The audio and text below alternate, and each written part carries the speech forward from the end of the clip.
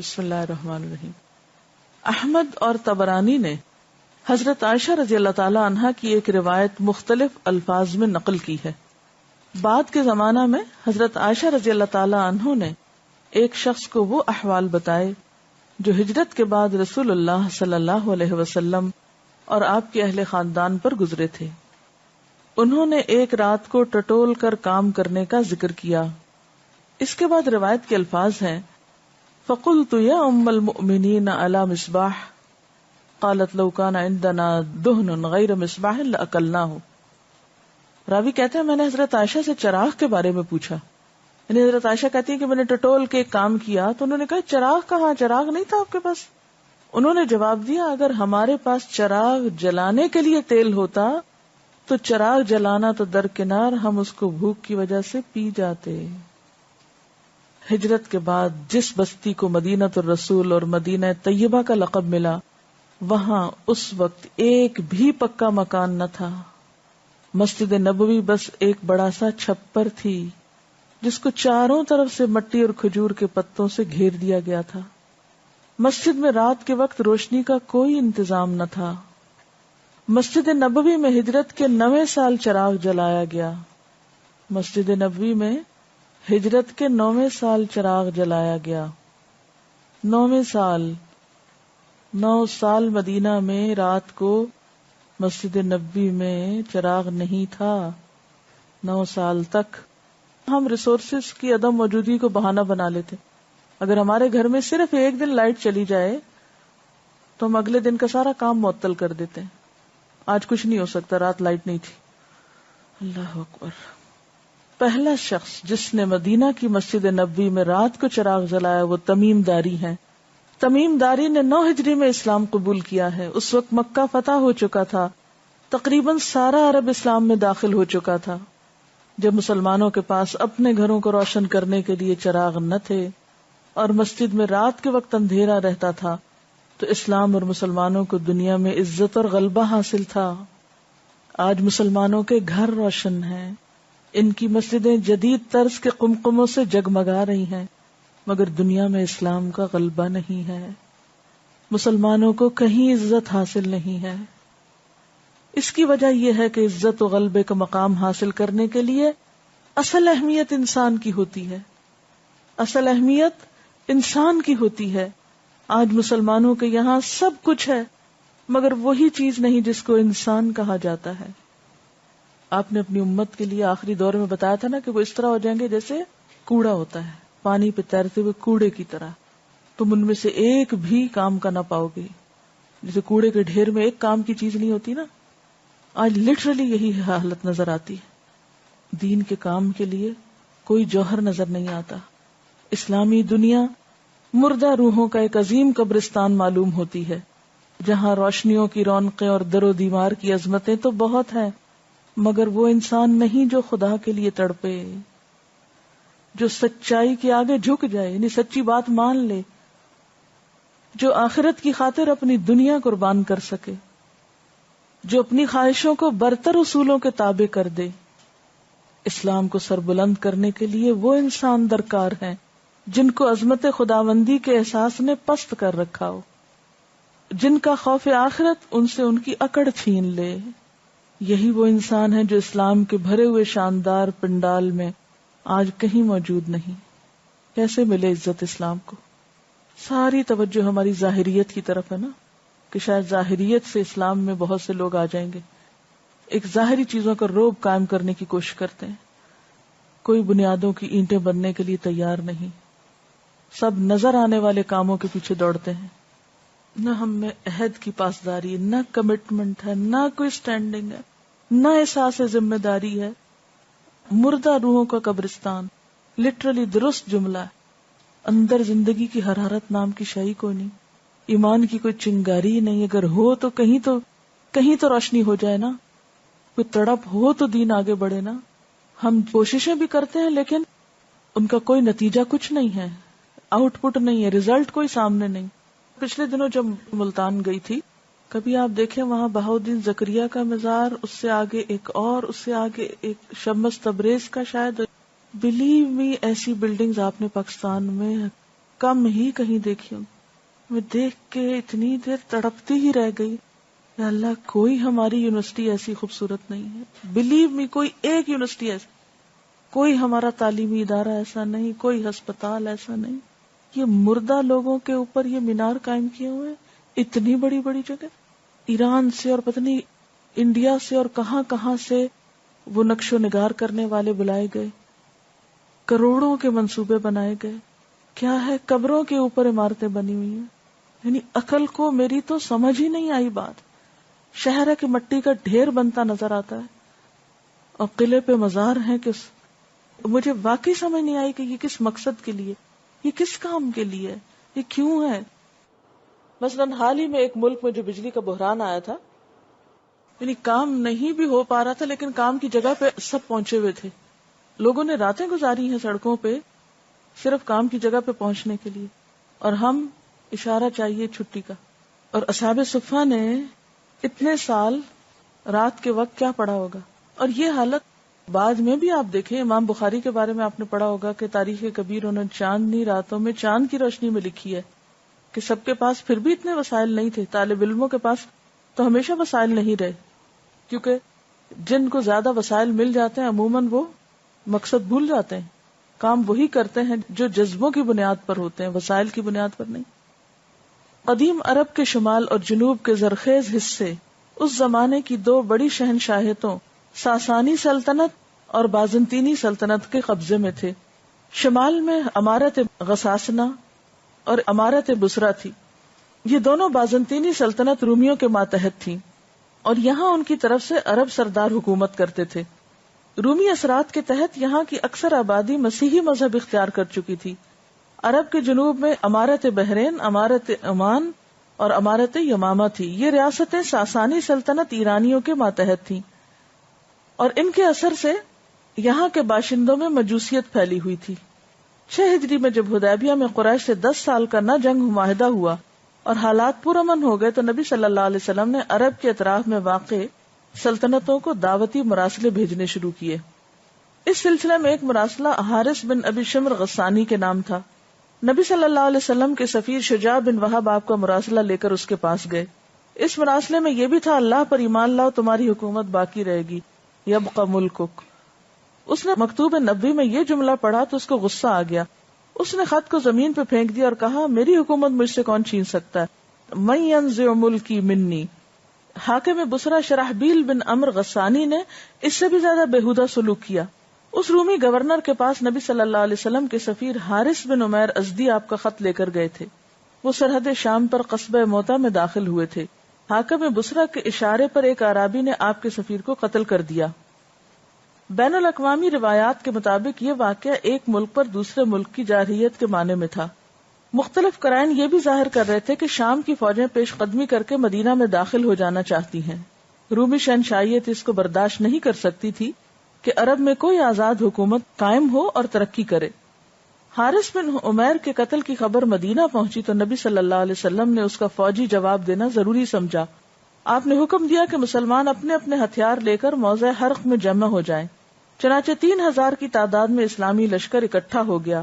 آپ نے اس لشکر پر زید بن حارثہ کو سردار مقرر کیا. ضروری نصیحتیں کرنے کے بعد ان کو شام کی طرف روانہ کیا. اسلامی لشکر نے معان شام پہنچ کر قیام کیا. دوسری طرف حاکم بصرہ بھی جنگ کے لیے تیار ہو گیا. اس کی حوصلہ افزائی اس واقعے سے بھی ہوئی کہ اتفاق سے ہرقل ان دنوں مآب بلقاء میں آیا ہوا تھا.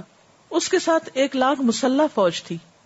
نیز اس علاقے کے عیسائی قبائل لخم, جزام, قین, بہرا, بلی بھی اس مسیحی حمیت کے جوش میں اٹھ کھڑے ہوئے اور بنی بلی کے سردار مالک بن زافلہ کی قیادت میں لڑنے کے لیے تیار ہو گئے.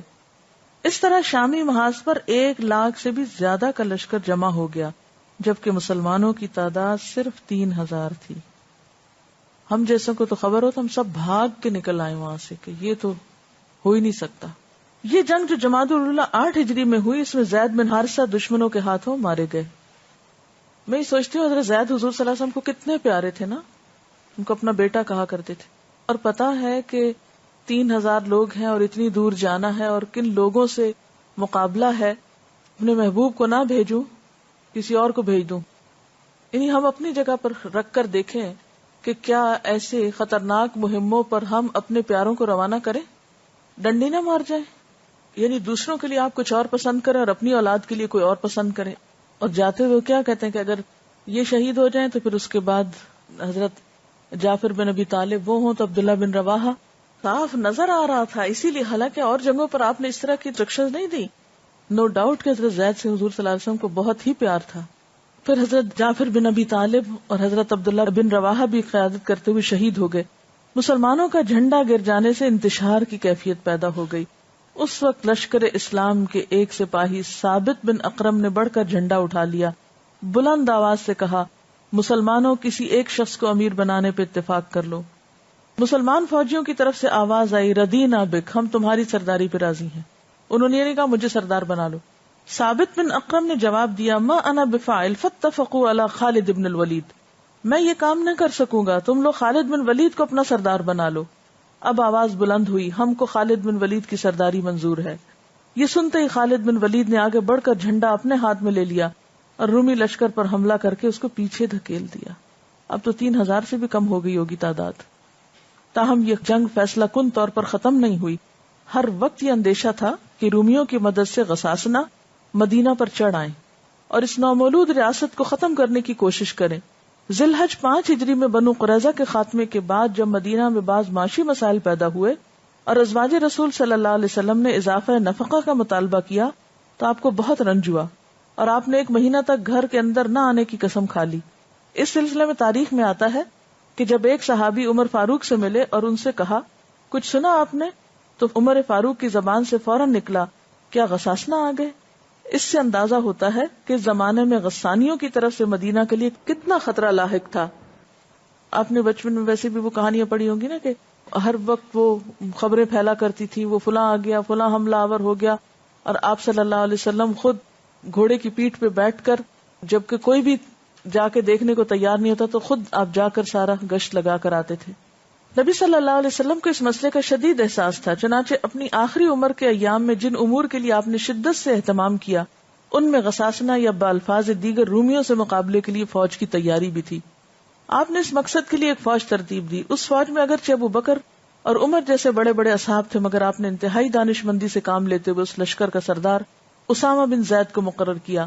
اسامہ نہ صرف ایک بہادر نوجوان تھے بلکہ ان کے دل میں رومیوں سے انتقام کا شدید جذبہ بھی موجزن تھا، کیونکہ موتا کی جنگ میں رومیوں نے ان کے والد زید بن حارثہ کو قتل کیا تھا. تاہم نبی صلی اللہ علیہ وسلم کی حیات میں یہ لشکر روانہ نہ ہو سکا کیونکہ عین وقت پر آپ کے اوپر مرض الموت کا غلبہ ہو گیا. آپ کی وفات کے بعد صدیق اکبر نے خلیفہ اول کی حیثیت سے اس لشکر کو شام کی طرف روانہ کیا. یہ روانگی بھی اسلامی تاریخ کا حیرت انگیز واقعہ ہے. نبی صلی اللہ علیہ وسلم کی وفات کے بعد ہر طرف سے ارتداد کی خبریں آنے لگی. لوگوں نے خلیفہ اول کو مشورہ دیا کہ اب جب کہ مرکز اسلام خطرے میں پڑ گیا ہے، مدینہ پر حملے کی تیاریاں ہو رہی ہیں، اس لشکر کی روانگی کو ملتوی کر دیا جائے. مگر صدیق اکبر کا یہ جواب لوگوں کو خاموش کرنے کے لیے کافی تھا. اگر مجھ کو یقین ہو کہ لشکر کی روانگی کے بعد مجھ کو مدینہ میں کوئی درندہ تنہا پا کر پھاڑ ڈالے گا، تب بھی میں اس لشکر کی روانگی کو ملتوی نہیں کر سکتا جس کو خود رسول اللہ نے ترتیب دیا ہو صلی اللہ علیہ وسلم.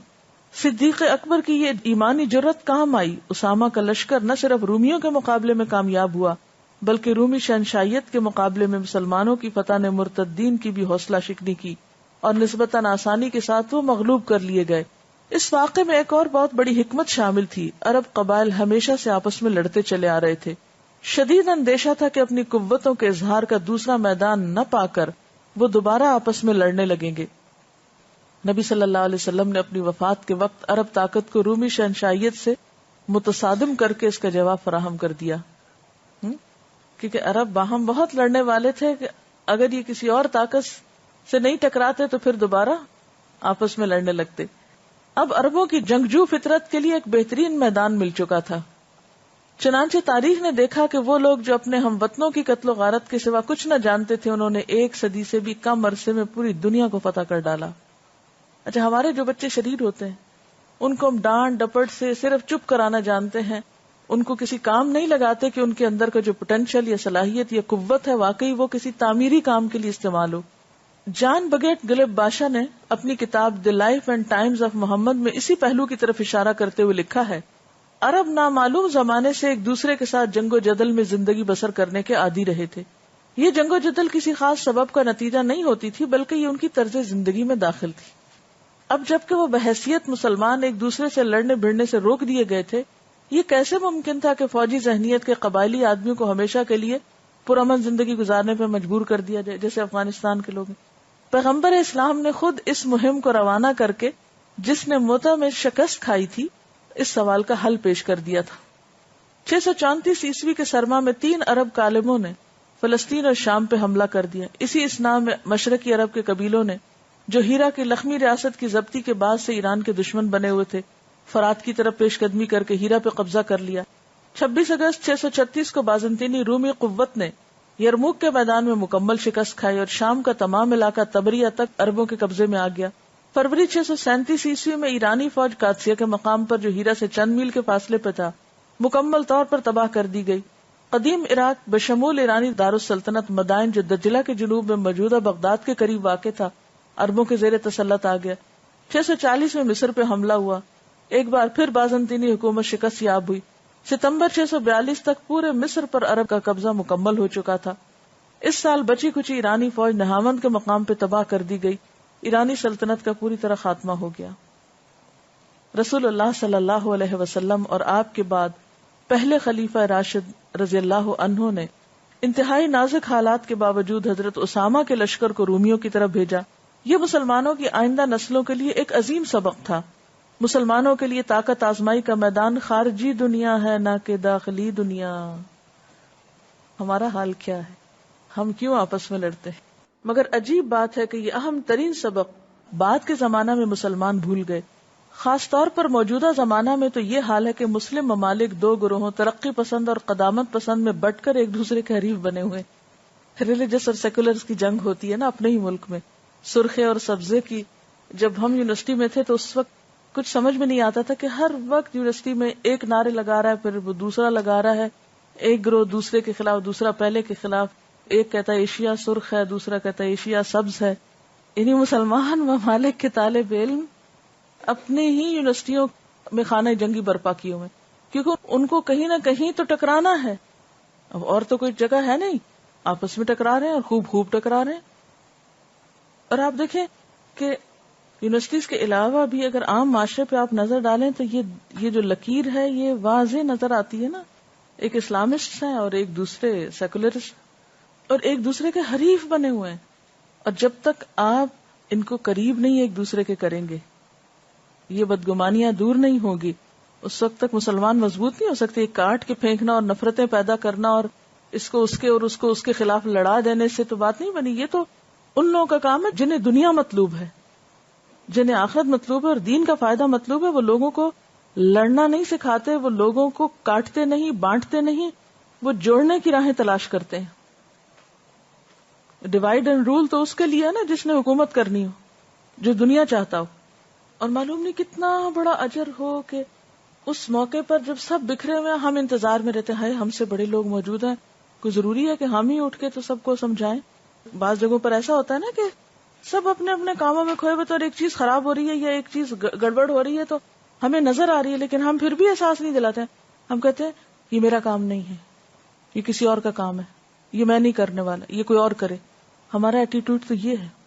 قرآن پڑھ کے بھی ہمارے الفاظ اور ہمارے جملے یہ ہیں، یہ میرا کام نہیں ہے. تو اگر ثابت بن اکرم بھی کہتے کہ میرا کام نہیں ہے کہ مسلمانوں کو میں اکٹھا کروں، میں تو ایک عام فوج کا سپاہی ہوں، جدھر کو بلائیں گے چل پڑیں گے، ہم تو لڑنے کو آئے ہیں، ہم یہاں کسی اور کام تھوڑی آئے. تو کسی کو تو انیشیٹو لینا ہوتا ہے نا. دیکھیں نا خالد بن ولید کی بھی پہلی صلاحیت یہاں آئی نا سامنے کہ اچانک جب ساری لیڈرشپ ختم اور وہاں پر وہ ابھرے ہیں، اور اس کے بعد میرا خیال ہے کہ شاید 99 جنگوں میں انہوں نے حصہ لیا اور سب کے سب میں یہ انشاءاللہ کسی وقت موقع ملا تو خالد بن ولید کو الگ طور پر بھی اگر آپ پڑھیں، یعنی اللہ تعالیٰ نے کیسی کیسی لوگوں کو صلاحیتیں دی ہوتی ہیں نا جو ایک باطل کے رستے میں یوں ہی ضائع ہو رہی ہوتی ہیں، اور کہاں پھر اللہ تعالیٰ ان کے ذریعے اتنے لوگوں کی نجات کا سبب پیدا کرتے ہیں.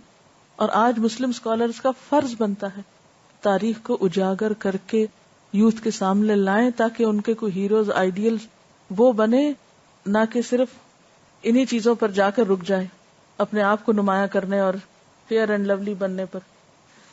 سوچنے کی بات تو یہ تھی کہ نبی صلی اللہ علیہ وسلم کے بعد مدینہ کے مسلمانوں نے اپنے کاز کو پوری دنیا تک پھیلا دیا. وہ کیا اسباب ہیں کہ پاکستان جیسی نعمت حاصل کرنے کے بعد ہم نے اپنے کاز کو اپنے ملک میں بھی نہیں دیکھ پائے کہ جس غرض اور جس مقصد کے لیے ہم نے اس کو بنایا ہے اس کی بھی ہم حفاظت نہیں کر پائے، بلکہ اس کے برعکس ہمارے اسکول، ہمارے سلیبس، ہمارے رہنما قوم کو کسی اور ہی طرف لے چلے. ہم نے کتنی قربانیاں دے کے یہ ملک حاصل کیا، اور اس کے بعد ہم اسکولز میں کیا پڑھا رہے ہیں، ہم اپنے ینگسٹرز کو کیا سکھا رہے ہیں.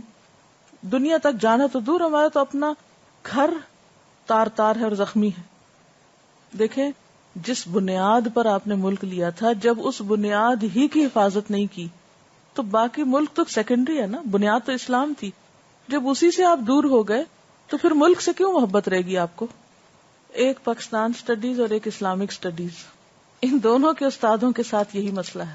تو بنیادیں تو ہماری ہلی ہوئی ہیں. سوچیں معصوم ذہن کیا پڑھ رہے ہیں اور کون پڑھا رہا ہے؟ مسلمان استاد پڑھا رہے ہیں. جو کام کر سکتے ہیں وہ کرتے نہیں. اب ایک بات ہے، کچھ کام ایسے ہوتے ہیں جو سالوں میں ہوتے ہیں، دنوں میں نہیں ہوتے، سالوں میں ہوتے ہیں. یہ جو نصابوں کی تیاری ہے یہ دنوں میں کرنے والا کام نہیں ہوتا.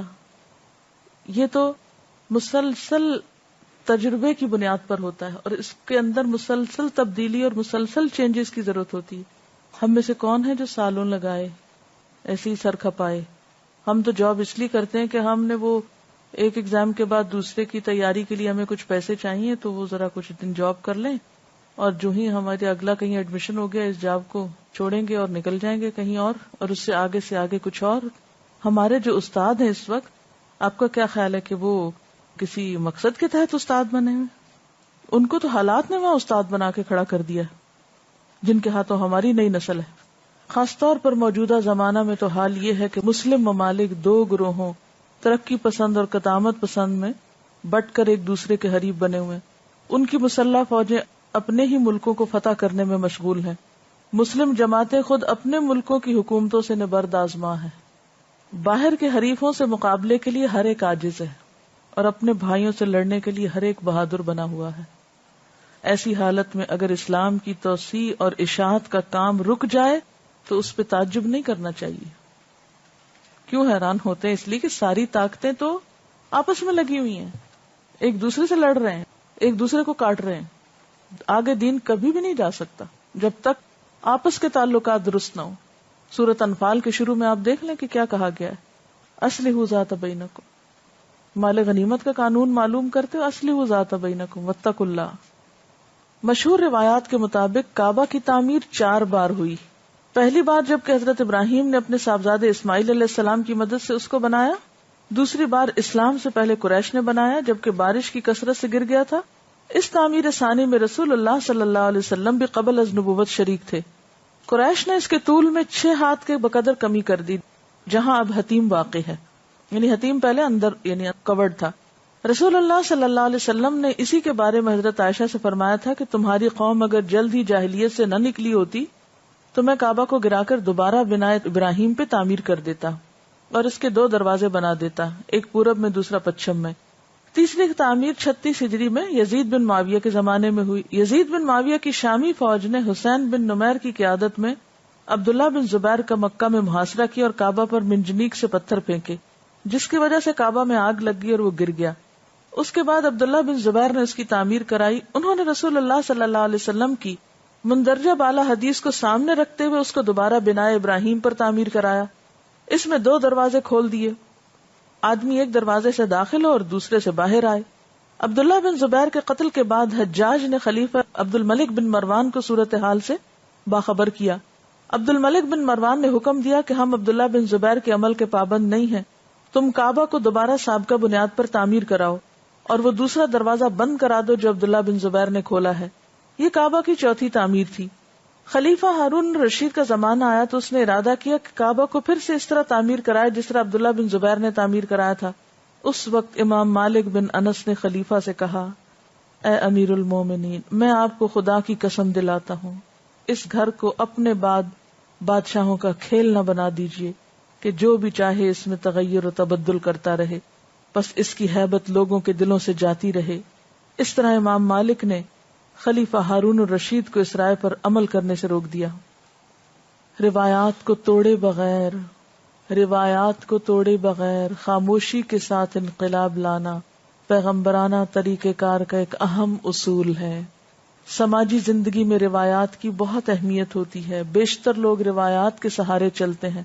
روایات اگر اچانک توڑ دی جائیں تو عام لوگوں کے لیے اخلاقیات کا کوئی سہارا باقی نہیں رہتا۔ کسی سماج میں روایات ہمیشہ صدیوں کی تاریخ سے بنتی ہیں۔ کسی نے بجا طور پر کہا ہے کہ ایک چھوٹی سی روایت بنانے کے لیے بہت لمبی تاریخ درکار ہوتی ہے۔ It requires a lot of history to make a little tradition۔ یہی وجہ ہے کہ پیغمبر تدریجی حکمت کے ساتھ اصلاح لے آتا ہے، نہ کہ پرشور تبدیلیوں کے طریقے سے۔ کیا سیکھا؟ ایڈوائزرز ہی اصل رول ادا کر رہے ہوتے ہیں۔ رولنگ اتھارٹی تو بس ایک نام ہوتا ہے، ایک سمبل ہوتا ہے۔ رولنگ اتھارٹی جو ہوتی ہے وہ ہمیشہ ایک سمبل ہوتا ہے نا، اصل کام تو ایڈوائزرز کر رہے ہوتے ہیں۔ وہ جدھر اس کو لے جائیں گے ادھر چل پڑے گا۔ اگر سیدھے اس پہ جاتے تو یہ سوچنا آتی۔ اچھا آپ دیکھیں ہمارے ملک میں یہی ہو رہا ہے نا، ایک آتا ہے اپنے نام کی پلیٹ لگا جاتا ہے، اگلا آتا ہے وہ توڑوا دیتا ہے، پھر دوسری حکومت آتی ہے، پھر نئے سرے سے وہ منصوبہ شروع ہوتا ہے، اگلا آتا ہے تو پھر وہ منصوبہ کھٹائی میں پڑ جاتا ہے۔ وہ یہ نہیں دیکھتے کہ عوام کے پیسے سے عوام کے لیے بن رہا ہے، وہ یہ دیکھتے ہیں فلاں نے شروع کیا تھا، اس کا نام روشن ہو جائے گا، اس لیے ختم کر دو اس کو۔ ساری انرجی اس پہ لگ جاتی ہے کہ اس کی خرابیاں اور برائیاں اور اس کی کوتاہیاں بتائی جائیں۔ ایک کے بعد ایک احتساب سیل بنتے چلے جاتے ہیں اور تعمیر اور ترقی کا کام کھٹائی میں پڑتے جاتے ہیں۔ تدریج فوراً ہو جائے، یعنی ہم نصاب تبدیل کرنے کی باتیں کرنے کی بجائے اسی کے اندر پہلے اصلاح شروع کریں، اور جب لوگوں پر اس کی خرابی واضح ہو جائے گی تو وہ خود ہی تبدیل کر دیں گے۔ انسانوں کے ضمیر بیدار کرنے کی ضرورت ہے، ان کو احساس دلانے کی۔ اور ابھی صبح جو دورہ قرآن کے بارے میں بات ہو رہی تھی نا، کہ ایک یہ ہے کہ ہم ابھی سے کود پڑیں، بس جلدی سے اسی سال میں ہم نے سب کو سچا پکا مسلمان بنا دینا، اور ایک یہ ہے کہ تدریج کے ساتھ، تیاری کے ساتھ، سٹیپ بائی سٹیپ، استقامت کے ساتھ ہم تو اس اصول پہ چلتے ہیں، ابھی نہیں تو کبھی نہیں۔ یہ جو بات ہے بہت اہم ہے۔ جیسے ہر گھر کی کچھ روایات ہوتی ہیں، اب ایک نئی بہو کہیں گئی ہے، ان کی ساری روایات توڑ کے وہ ایک انقلاب گھر میں لے آئے کہ نہیں جی میں تو اس کو یوں چلاؤں گی اور یہ کام ویسا نہیں ہوگا اور یہ کبھی نہیں چل سکے گی وہ وہاں۔ لیکن اپنے اچھے اخلاق اور مستقل مزاجی کے ساتھ وہ گھر کے اندر بہت بہترین پازیٹیو تبدیلیاں لا سکتی۔ یعنی کہ بجائے اس کے کہ ہم ڈائریکٹ مثلاً ایک چیز کو کسی پر امپوز کرنے کی کوشش کریں، ادھر سے آنے کے بجائے دوسری طرف سے آنا شروع کر دیں، پہنچیں گے وہیں۔ مثلاً ہمارے ملک میں شرک کی بہت سے مظاہر ہیں، آپ اللہ کی محبت ڈالنا شروع کر دیں، روشنی آتی جائے گی، اندھیرا خود ہی پیچھے چلتا جائے گا۔ لیکن اگر ہم اندھیروں سے لڑنا شروع کر دیں گے تو روشنی لانے کے لائق نہیں ہوں گے۔ حالانکہ مکہ فتح ہو چکا تھا، مگر 8 اور 9 ہجری میں حج اسی طریقے پہ ہوا جو مشرکین کا تھا۔ کچھ سال پہلے کی بات ہے، جب سگنل میس پنڈی میں درس ہوتا تھا تو وہاں پر ایک طرف کافی بڑی قائد اعظم کی تصویر، دوسرے علامہ اقبال، اور بیچ میں جو اس وقت کے چیف تھے ان کی تصویر تھی۔ اب میں یہاں بیٹھ کے پڑھا رہی ہوتی تھی، پیچھے تصویریں لگی ہوتی تھی۔ الحمدللہ بے پناہ مخلوق آتی تھی اور سنتے تھے اور چلے جاتے تھے۔ نماز کا وقت ہوتا تھا تو ہم اپوزٹ سائڈ پہ کعبہ کا ہوتا تھا، ہم سب وہاں جا کے پڑھ لیتے تھے، پیچھے وہ لگی رہتی تصویریں۔ اب ایک یہ تھا کہ ہم ان سے لڑنے لگ جاتے کہ یہ اتارو، اور دوسرا یہ تھا کہ ہم کہتے کہ آپ ذرا خود باہر چلے جاؤ۔ کتنے لوگوں تک خیر جو ہے وہ پہنچنے سے رک جاتی، اور ہم کہتے تھے کہ اب ہماری مجبوری ہے، اگر اس وقت کوئی اور جگہ نہیں نماز پڑھنے کی تو ہمیں یہی پڑھنی ہے، اگر اس وقت کوئی اور جگہ نہیں اتنے لوگوں کو اکوموڈیٹ کرنے کی تو یہی درس دینا ہے۔ اور یہ چند ایک لوگ ہر دفعہ مجھے اتنا اریٹیٹ کرتے تھے کہ کس قسم کا آپ درس دے رہی ہیں، یہ دیکھیں تصویریں لگی، آپ ان کو کیوں نہیں اترواتی؟ بھئی یہ جگہ میری ذاتی ملکیت نہیں ہے، یہ ان کا احسان ہے کہ انہوں نے ہمیں برداشت کیا ہوا ہے، ورنہ آرمی کے سرکل میں ان کے میس میں ہر ہفتے وہ اتنے بے پناہ لوگوں کو اکوموڈیٹ کرتے ہیں، فری ہمیں وہ سب ایئر کنڈیشننگ اور فیسلٹی، اور لوگ آتے اور سٹال لگتے، کیسٹیں بکتی، پتہ نہیں کیا کیا ہم وہاں پر پارٹیاں ہوتی، پورے لانز وہ ہمیں دیتے تھے۔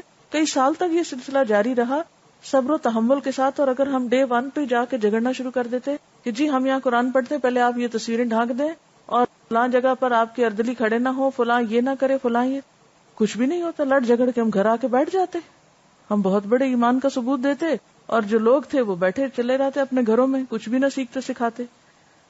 تو اس سے معلوم نہیں کس کس کے گھر سے پھر اتری ہوں گی. اس کے بعد مجھے اچھی طرح یاد ہے کہ سورۃ ابراہیم میں جب وہ آتی ہے کہ رب انہن اضللن کثیرا، تو اس موقع پہ بات کی اور الحمدللہ لوگوں نے اگر اپنے گھروں سے اتار دی.